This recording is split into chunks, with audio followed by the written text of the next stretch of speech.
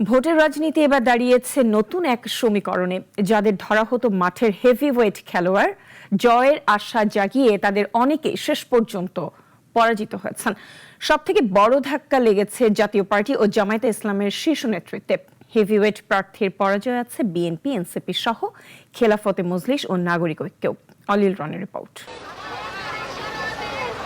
দীর্ঘ সময় নির্বাচনী দৌড়ঝাঁপ শেষে জনগণের ভোটের রায়ে কারো মুখে হাসি, কারো মুখে আবার নিকাশ কালো অন্ধকার। রাজনীতির মাঠে ব্যাপক আলোচনায় থাকলেও ত্রয়োদশ জাতীয় সংসদ নির্বাচনে জয়ের বৈতরণী পার হতে পারেননি প্রায় ডজন খানেক আলোচিত ও হেভিওয়েট প্রার্থী।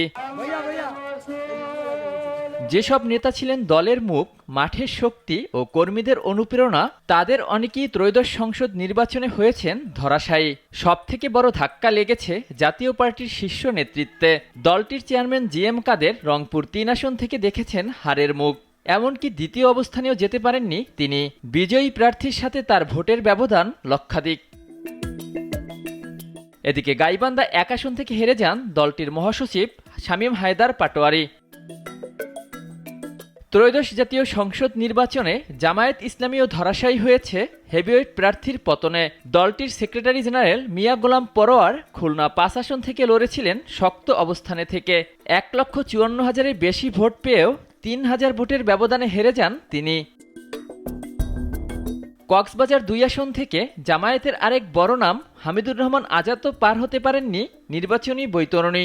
এদিকে সুনামগঞ্জ ২ আসনের দলটির প্রার্থী ছিল আলোচিত আইনজীবী শিশির মনির। জনপ্রিয় এ আইনজীবীও হেরে গেছেন ৩৯,০০০ ভোটের ব্যবধানে। হেভিওয়েটের পরাজয় থেকে বের হতে পারেননি বিএনপির অনেক প্রার্থীও।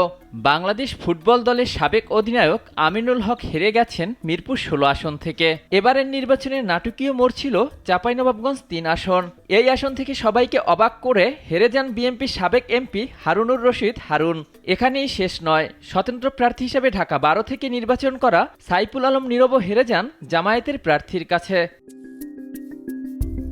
রাজনীতির মাঠের নতুন দল এনসিপিও দেখেছে আলোচিত প্রার্থীদের পরাজয়। দলটির উত্তরাঞ্চলের মুখ্য সংগঠক সার্জিস আলমও হেরে যান পঞ্চগড় ১ আসন থেকে। এছাড়াও ঢাকা ৮ আসন থেকে হেরে যান ব্যাপক আলোচিত প্রার্থী নাসিরউদ্দিন পাটোয়ারি। বরিশাল ৫ এবং ৬ আসন থেকে লড়েও জয়ের দেখা পাননি ইসলামী আন্দোলনের জনপ্রিয় নেতা মুফতি সৈয়দ মোহাম্মদ ফয়জুল করিম। ২ আসনেই বিএনপির প্রার্থীর কাছে হেরে যান তিনি। খেলাফত মজলিসের আমির মামুনুল হকও নোঙর ফেলতে পারেননি জয়ের বন্দরে। এই নেতা হাড্ডাহাড্ডি লড়াই শেষে পরাজিত হয়েছেন মাত্র ২,৩২০ ভোটের ব্যবধানে।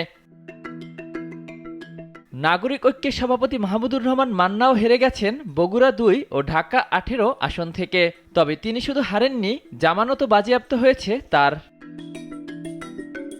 ঢাকা ৯ আসন থেকে স্বতন্ত্র হয়ে নির্বাচন করেও হেরে গেছেন জুলাই যোদ্ধা সমাজকর্মী ডাক্তার তাসনিম জারা। ক্লিন ইমেজের এই তরুণ নেত্রী জনমনে জায়গা করে নিলেও ভোটের মাঠে হয়েছেন পরাজিত। আলোচিত এবং হেভিওয়েট অনেক প্রার্থীর পরাজয়ে রাজনৈতিক দলগুলোর পাশাপাশি জনমনেও তৈরি হয়েছে নতুন সমীকরণের খোরাক। অলিউল রনি, নাগরিক, ঢাকা।